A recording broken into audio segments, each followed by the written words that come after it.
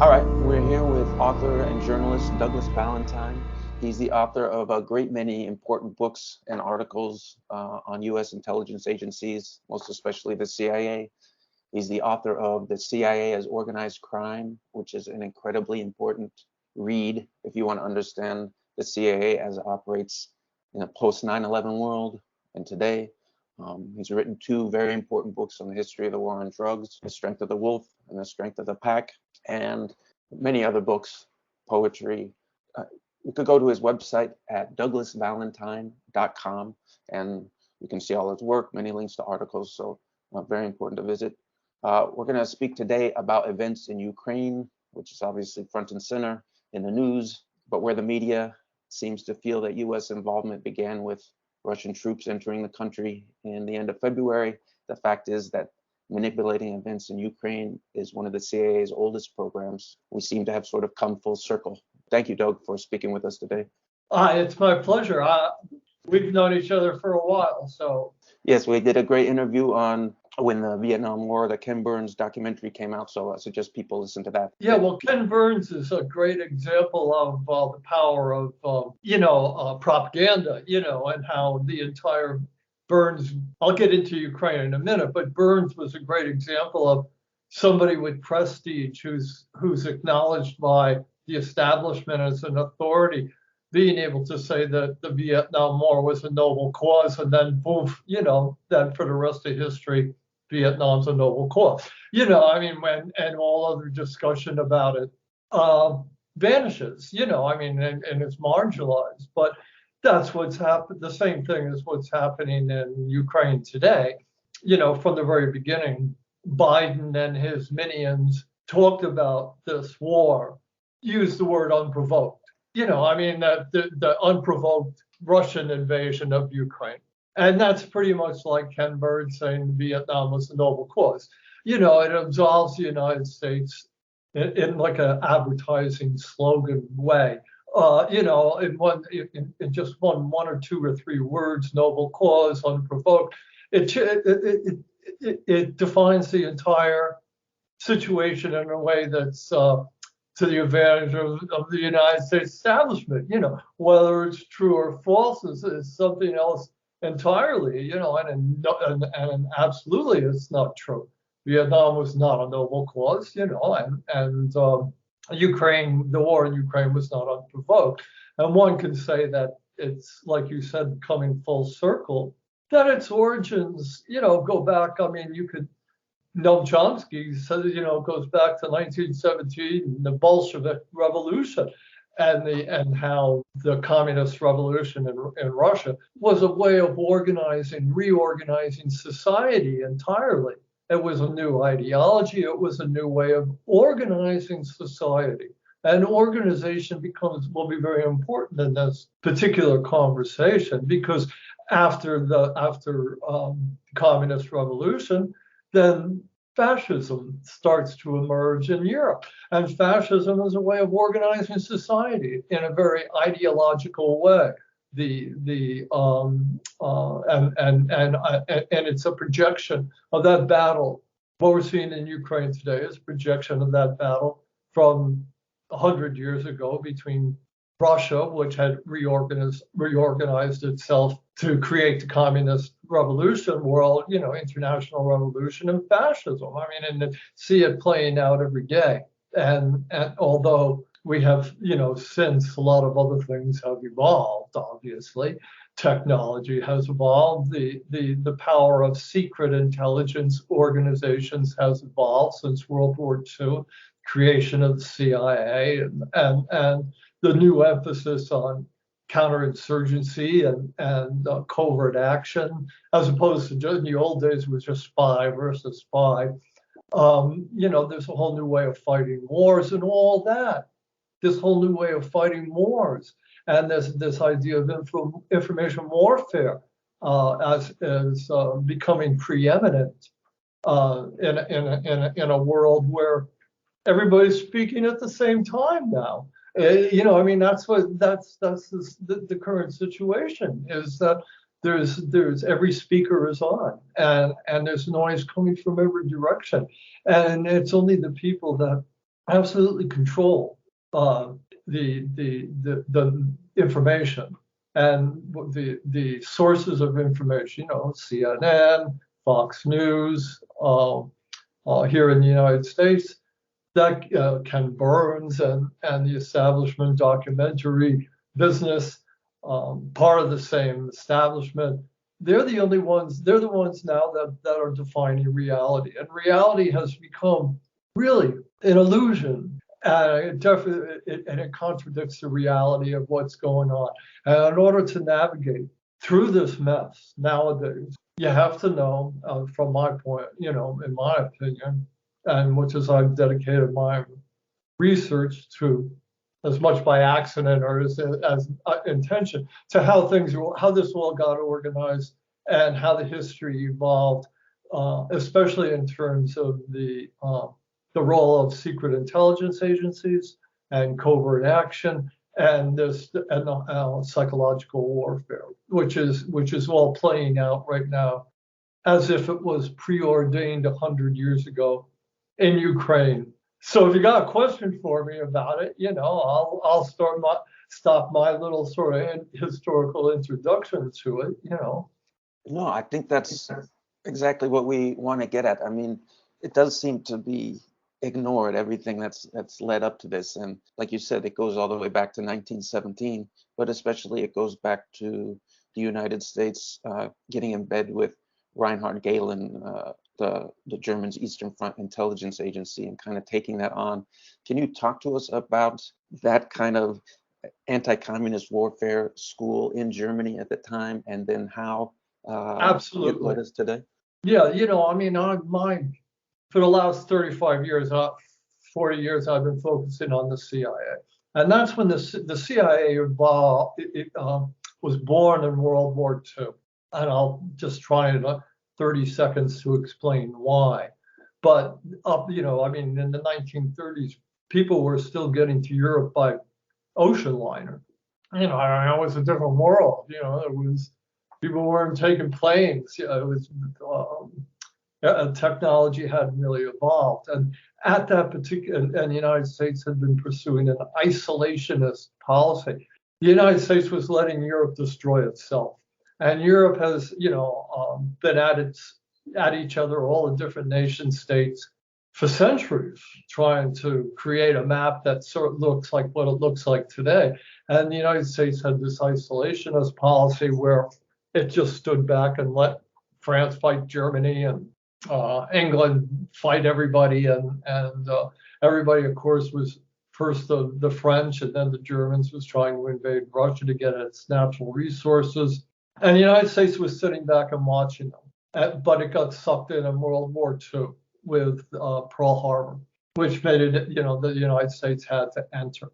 And at that particular time, there was no coordination between the United States Army and the United States Navy and the FBI and the State Department. And Franklin Roosevelt created an organization called the Coordinator of Information under a guy named William Donovan. And the idea, this was the first organizational step towards creating a CIA, was to have an organization, the Coordinator of Information, that could bring together for FDR as the United States began to enter World War II, coordinate Army intelligence, Navy intelligence, the State Department, and the FBI, internal security here in the United States. And it gave this guy Donovan immense power. And once the United States had entered the war, that organization, the Coordinator of Information, was split in two parts, which becomes very important. One part was the OSS, which was designed to create organizations behind them enemy lines, to wage sabotage and subversion against the enemy in the enemy's territory, and to secretly establish an American military presence so that in those occupied territories, the United States Army could eventually enter and start fighting an actual war. That was the purpose of the OSS, and that very much is still the purpose of the CIA, as you see unfolding in Ukraine, which is a totally CIA war against Russia. And the other organization that split off was called the Office of War Information. And that became the root of Radio Free Europe, Radio Liberty, the Voice of America. And its job was to send agents into occupied territories to broadcast with radios and to promote the American line and to convince people in foreign countries that the United States was a force of good and that they should support it. But this Office of War Information also created agent nets and was another espionage organization operating separately, and it evolved into what was after the war was called the United States Information Service as part of the State Department. And a guy that you and I have talked about, Frank Scotton, belonged to that United States Information Service, which always has been sort of a covert action branch of the U.S. State Department. Okay, the State Department, just like the military, did not give up conducting intelligence operations because of the creation of the CIA. The State Department did not give up conducting intelligence operations either. I mean, they're bureaucracies and they want their own. They don't want to rely on anybody else. So the United States Information Service, which is really was the main propaganda outfit of the United States, and often it operated in country undercover of the United States Agency for International Development and stuff like that. So those two things became the main ways of fighting after World War II. The OSS had proven effective, as had this Office of War Information. And at the end of World War II, the fascists were utterly defeated and had gone away, except in Spain, Italy, and Germany, and England, and elsewhere around the world, where the remnants were incorporated into the CIA and used the people who were there said they simply recycled these guys. And Reinhard Gehlen was one of them.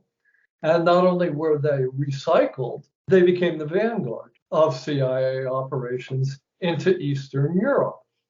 This guy, Reinhard Gehlen, who you mentioned, had been in charge of the German military's intelligence operations in Eastern Europe and into Russia.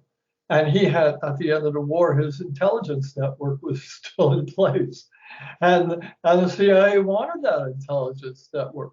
And it was all Nazis. And these guys were perfectly willing to take off their SS uniforms and their Gestapo uniforms and become members of the German, West German intelligence service or the Italian intelligence service, and under CIA direction, start spying on the Soviet Union, and not only spying on the Soviet Union, but spying on agents of the Soviet Union in Germany, in Italy, in France, and this became the whole apparatus that we now have operating under the guise of NATO. This was the genesis in 1949 of what became NATO, which was a joint operation between the United States, originally the United States, Great Britain, and Canada. And the rest of Europe at that point, 1949, was still recovering from the war and had, really kind of a sympathy for communists, because the communists were the only people in France and in Italy and in other places around Europe that had actually fought the Nazis. Everybody else had collaborated. So it was very hard in a lot of European nations to do what the United States, Canada, and Great Britain wanted them to do, which was utterly roll back communism. And the forces, the main vanguard in those forces were the CIA, which basically, and the United States military and State Department, which controlled NATO. NATO was its creation. And in order to get into NATO, European nations had to submit to both letting the CIA organize their security services. In order to become a member of NATO, you had to say, okay, the CIA is going to come in and start advising your security services, And the American military is going to, and along with the Canadians and the Brits, is going to advise your military. And that's NATO. And that's how all that begins. And at the same time, all this is going on, the CIA is infiltrating into all these security services, and not just the security services, but all the civil institutions, and you know how that works. Anybody who's read Francis Stoner Saunders' book, about the cultural wars knows that the CIA was not just operating in liaison with security services, but it was actively, and I've talked about this elsewhere, courting what was called the compatible left. It was through its political officers setting up foundations, organizations, the chamber, everybody had to have a junior chamber of commerce. Union organizers from the United States were being sent to help organize unions in France and in Italy and all across Western Europe that expelled communists and became what was called social democratic. And this is all part of this great scheme of the CIA, as originated by a CIA officer, Cord Myers, to court the compatible left. And that was the main political and psychological operation that was going on at the same time that the CIA was running the security services of all the member nations of NATO, and the military was running the militaries in every U.S. military, with the Brits and the Canadians running the militaries in all the organizations, up to, pretty much within limits. But in order to become a member of NATO, you had to submit.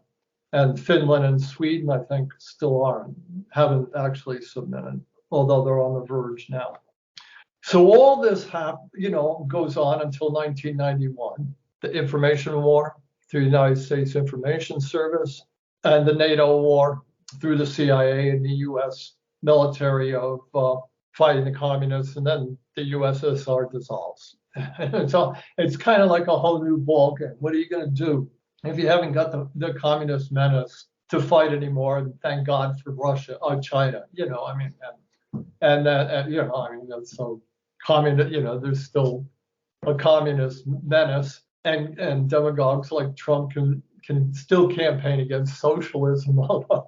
I should say up front that there is nothing but a compatible left in America. The whole idea of a compatible left only applied to Europe, where there actually were, or in Asia, where there still are communist parties.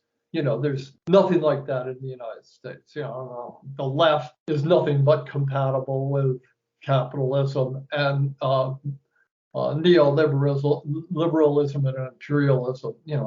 Otherwise, if you think there's some kind of socialist or communist agenda in the United States, you're living in some kind of libertarian fantasy. It just is not happening.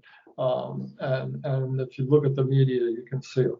It's just like this, like Santa Claus or some phony thing that gets made up, and it doesn't exist. But it does exist elsewhere around the world, which is why the CIA is still preeminent. Plus, which there are nations like Russia which do not want to submit to U.S. hegemony. And so all this starts culminating in 1991, especially in Ukraine. And I should say that there's a really strong fascist ideology that's driving this whole thing, which also becomes apparent in Ukraine. And not only was it embedded in the CIA with the incorporation of all these former fascists into the CIA as actually the vanguard of CIA operations in Europe, these guys fit right in. When you understand that Henry Ford and people like that were funding the fascists, we might have fought them in World War II, but it wasn't really ideological. But that fascist ideology really underpins, to a great extent, America and what its ideological foundations are, and the whole scheme of how to organize the CIA and the special forces actually had its origin within the German military and intelligence services, the formation of the SS, for example, a paramilitary branch that was designed specifically for political and psychological warfare. Well, that becomes the basis, the SS, where it was at, and it was actually organized in this place called Bad Tolz in near Austria, southern Germany. After the war, the United States actually took over the Bad Tolz base, and it incorporated within this new the CIA as it was emerging. And at that point, the United States military created a psychological warfare division, which was very secret, had an office of special operations within it. The military started incorporating this Nazi Germany idea of creating an SS. And that was, the military was actively involved in Ukraine. You just don't know about it, but through its psychological warfare branch, and it has as many advisors in Ukraine as the CIA does. It's just not American troops there yet.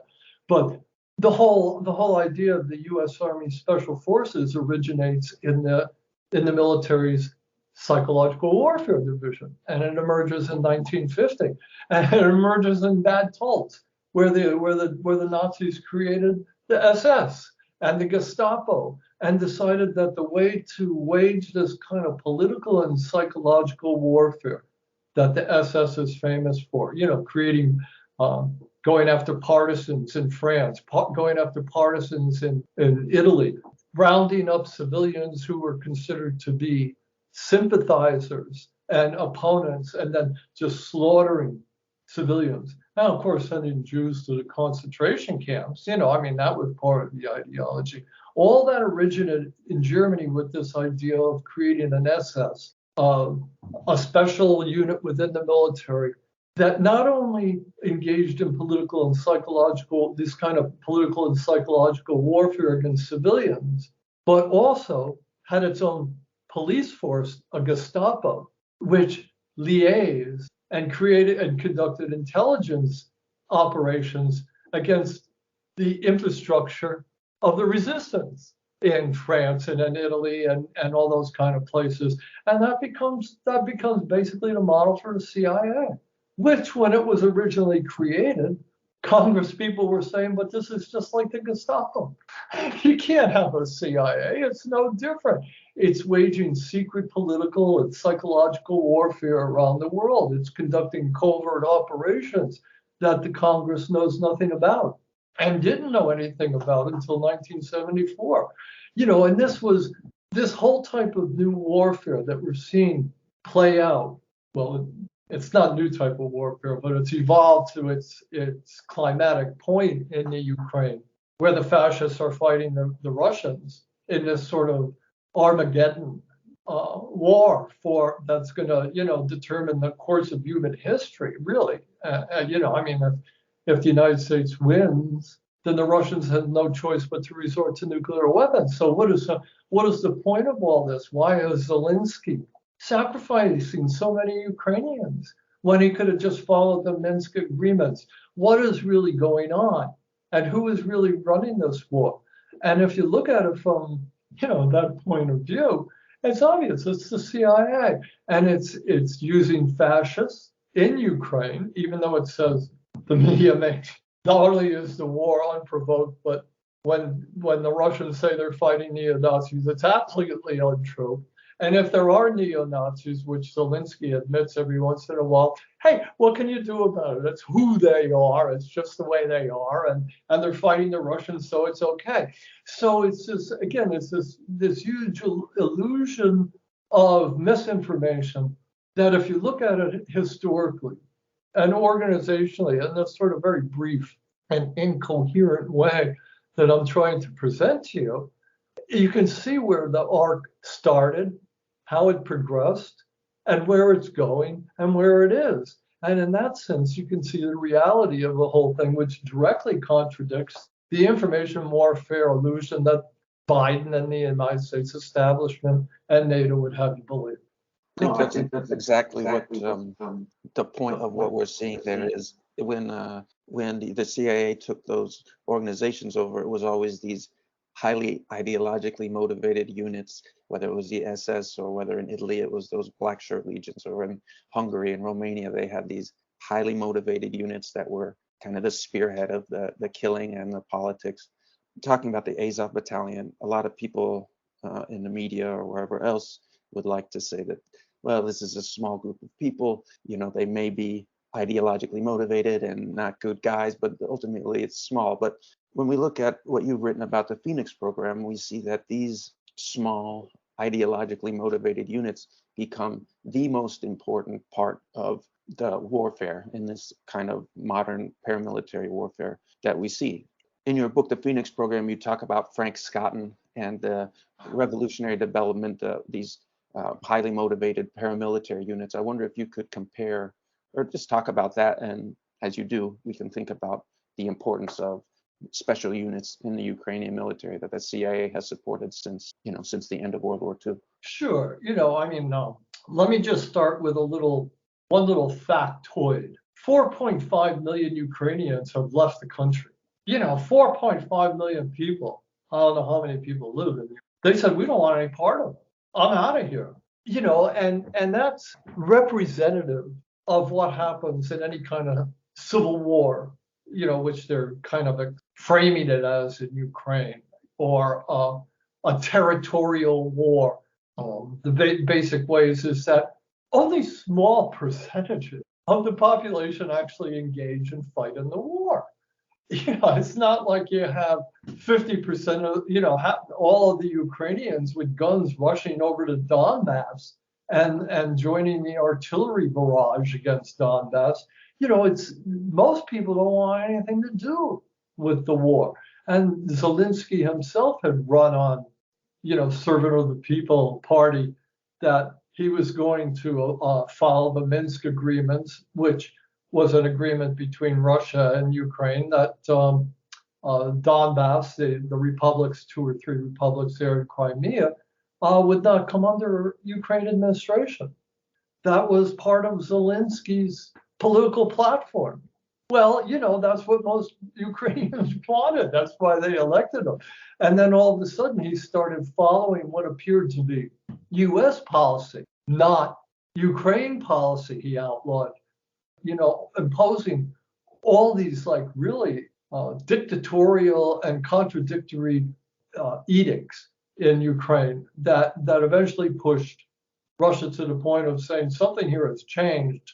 And it appeared that Zelensky was following U.S. policy, not Ukraine policy, certainly not his own stated policies, although you won't hear about that in the American media. But in order to fight that kind of a war that's unpopular with most Ukrainians, you're only going to find a small percentage anyway. And they're only going to be the most highly ideologically motivated people. And that's, again, we're talking about people who absolutely hate ethnic Russians.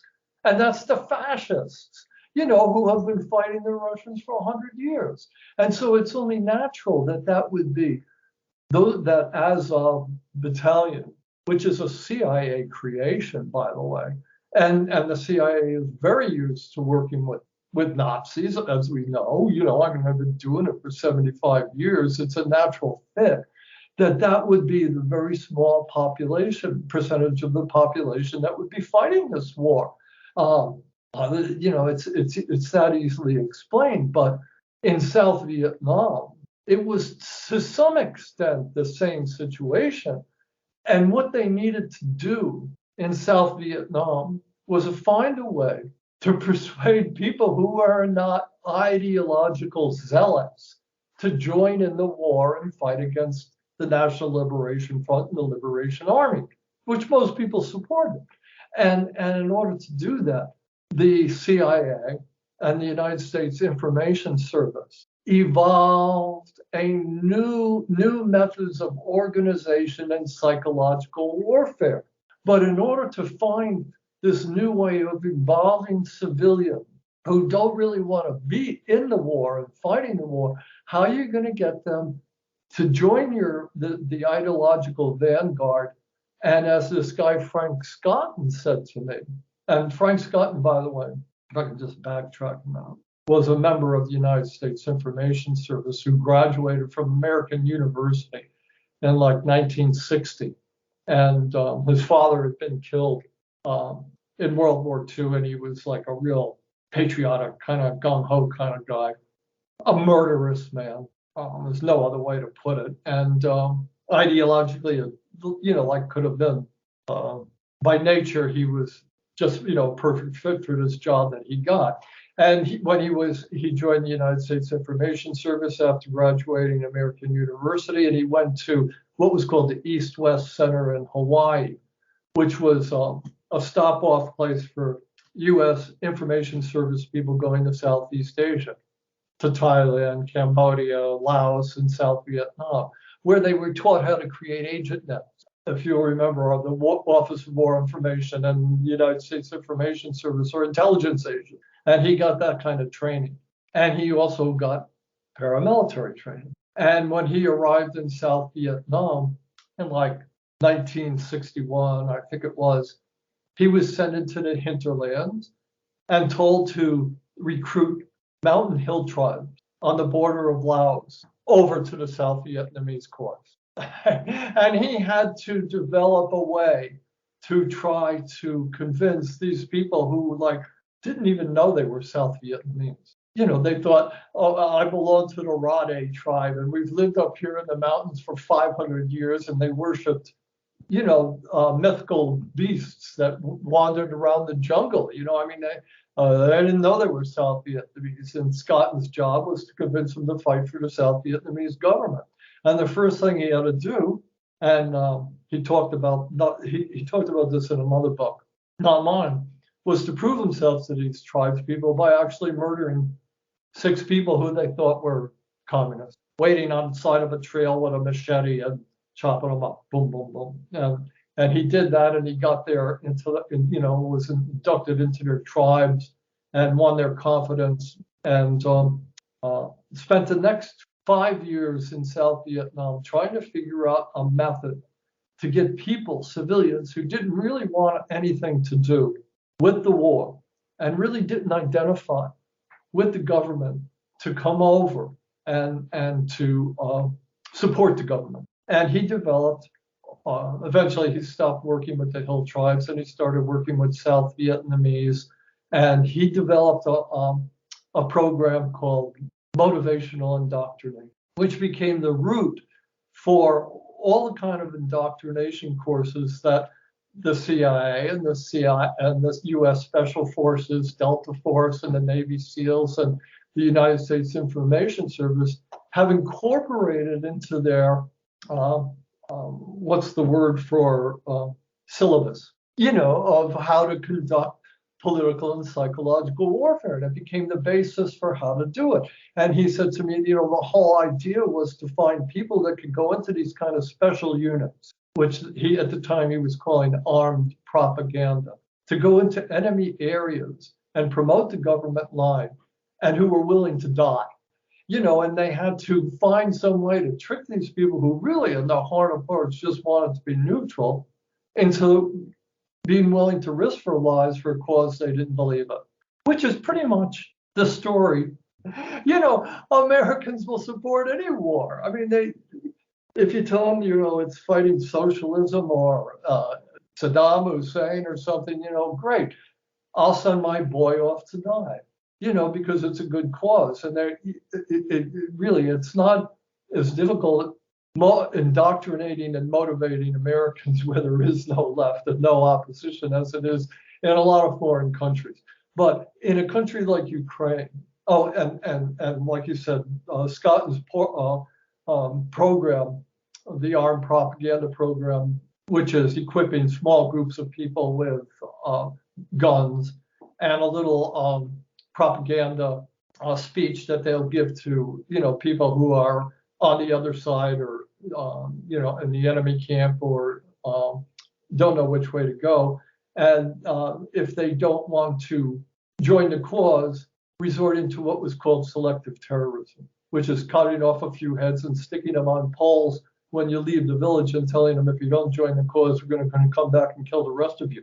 And, that happens all the time. And that became part of this whole idea of incorporating terrorism into political and psychological warfare.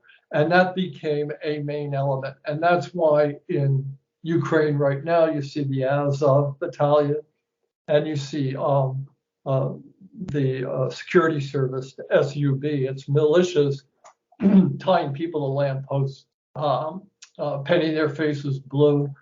All these really types of terror warfare against people who are either in the middle or thought to be collaborating, as a way to saying to the rest of the population in Ukraine, if you're not with us, this is what's going to happen to you.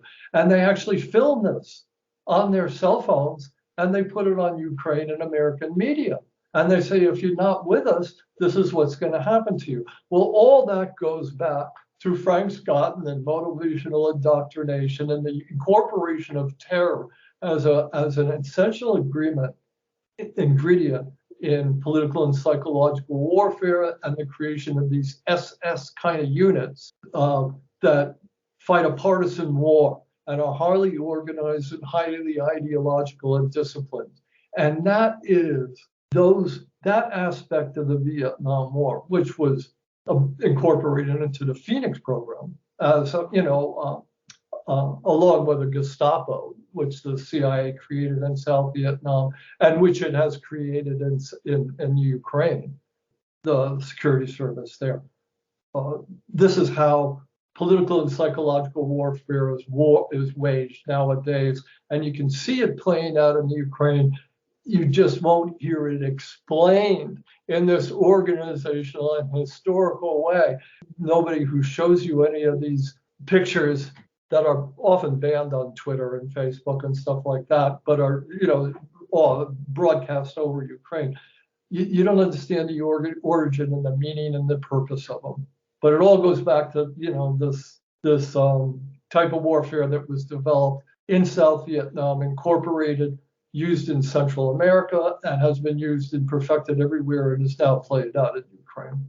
Let me ask one thing. I mean, isn't this sort of indoctrination being done to all of us now with the internet? And what's the effect of having a whole society this ideologically motivated, do you think? Well, that is the end result of decades of military propaganda in the United States. And it goes back to, the Iliad, where the rulers of society who own the property and the means of production and, hire people like Homer to tell their story. And in their story, they only focus on the heroic soldier who goes off and fights in a foreign war and becomes a hero. It's the myth of the hero. And the hero myth is that you can only become a true hero if you go fight and die for your country overseas in the service of, supposedly, your country. But it's actually in the service of General Electric and Morgan Stanley and pharmaceutical companies and the big corporations that own the country.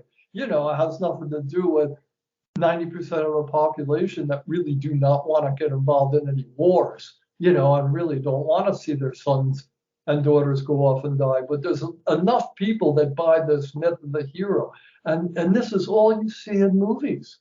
And it's why Ken Burns gets away with calling the Vietnam War a noble cause, because otherwise you would say, all the guys that went there and fought and died did so for nothing.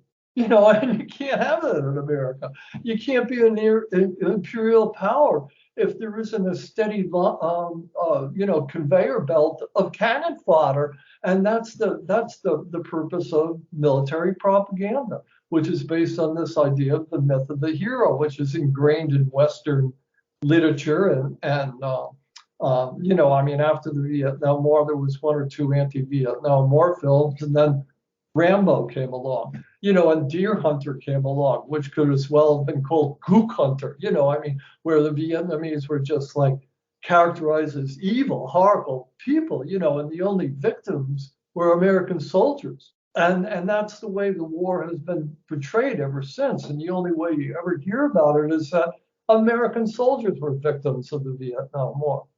You never hear about the landmines that are still scattered all over the place, or that people died from Agent Orange, or, the sanctions that strangled that country, for up until 1991. You never hear about the suffering of the enemy. You only hear about suffering of American soldiers because they're the heroes. And that's the nature of military propaganda. And it's become more and more ideological. It's become more and more fascist and ingrained. And that's why, there's a lot of people that really believe this myth, and the whole purpose of their life is to join the military and go fight in a foreign war. And if they can't do that, to become a mercenary and do it. Our whole society is violence and the glorification of violence in the defense of the country. And pacifists, just like in Ukraine, are vilified. You can't be a pacifist in Ukraine nowadays. I think Zelensky has basically outlawed pacifism. So this is a situation that has been evolving for decades, and it's now playing out on the Ukraine-Russian border. And a lot of it has to do with the mythology of the war hero and the fascist military-industrial state that communism was organized to overcome, but obviously got off track somewhere along the way a long time ago. But it's really hard to fight it. And the fascists have just gotten, it's the world's getting smaller, and only the strong survive. And the fascists have always made a virtue, just like the Nazis, of strength, and commitment to ideology, and commitment to the ideology of strength and violence, and no mercy for your enemy. And that's what we see playing out now, and that's why Americans get behind them. They've been trained to believe that that's the way it is, and that's the way it has to be. This is Our Hidden History.